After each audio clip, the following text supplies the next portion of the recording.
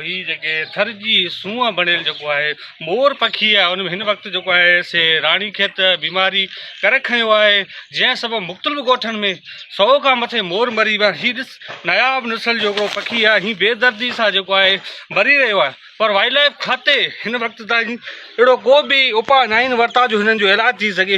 हीउ थर जी सूंहं आहे।